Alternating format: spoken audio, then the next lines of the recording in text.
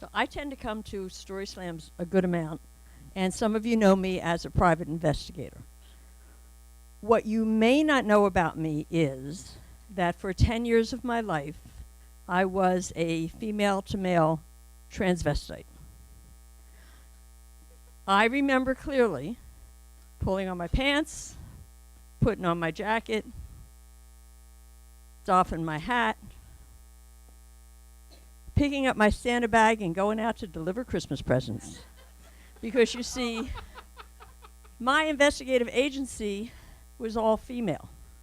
And we adopted this orphanage nursery type place in Camden. And every year we would put together gifts for this group. And we needed a Santa Claus. Now, for the first 2 years that we did this, they had a Santa Claus. But unfortunately, the poor man died of AIDS, which was really sad, but it left a Santa suit.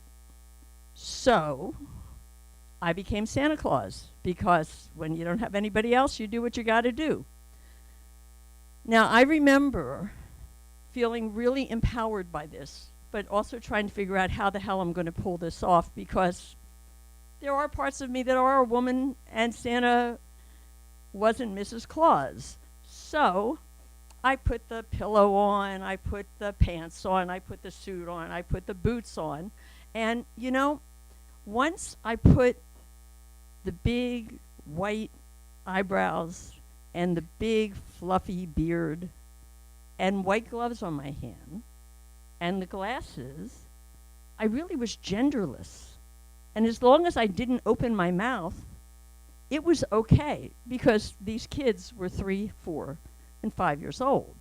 And so when you walk in and somebody's playing Christmas music behind you, that's okay. That works. So I never had to say anything. I didn't even have to say ho, ho, ho. And I found out that Santa should have been a woman, because I wasn't afraid to sit down on the ground with the kids. You know, Santa sits in that chair and the kids sit on his lap and he does his little ho, ho, ho routine.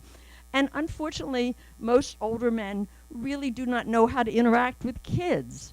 But I could sit on the ground and let them crawl all over me.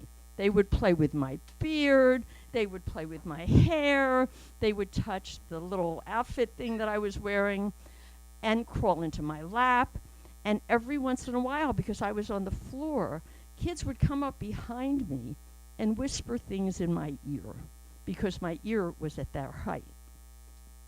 And I heard some wonderful things. I heard, Santa, make my mommy well. Santa, bring me a mommy. There were all kinds of wonderful, heartfelt things that happened. And it was an empowering thing that I got used to looking forward to.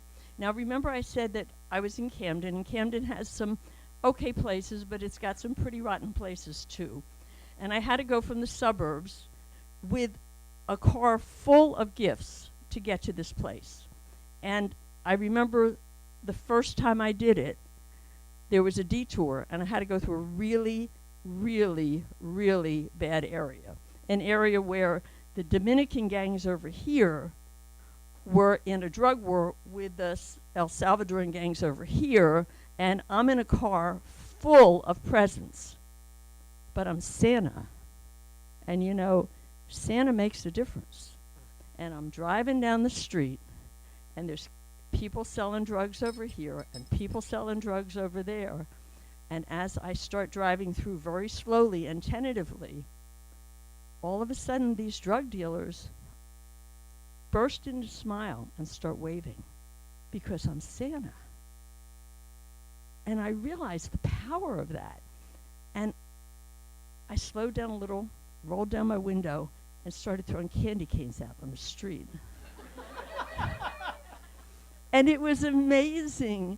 People were like, wow, these hardened guys from the street just burst into smiles. I was somebody that they were remembering from another world.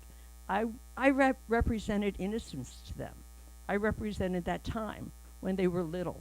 I represented them before they had lost all of that wonderful, wonderful innocence and believed.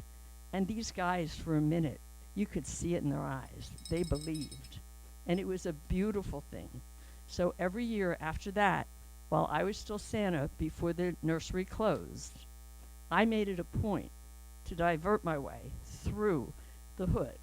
And I had a wonderful time. I came complete with candy canes, cookies, and bags of treats. Not the little baggies they sold. My own little bags of treats, although I must admit somebody tried to swap me for one once. I had to say no, but it was a wonderful experience because for a little bit of time in my transvestite state, I was able to bring a little bit of home to the hood. Thank you.